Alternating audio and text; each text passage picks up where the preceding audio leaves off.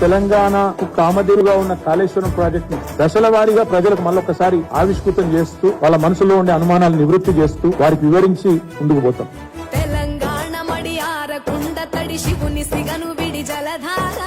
మేడి గట్ట ఒడి కట్టుకోని గుడి కొలువు తీరనట మనసారా ఏండ్ల గోసలిడి ఎత్తుకెగసి పడి చంద్రశేఖరుని కలదీరా సొరంగాల వడి కాలువలుగా విడి గంగ పరుగులిడ ఊరూరా కాళేశ్వరం అదిగో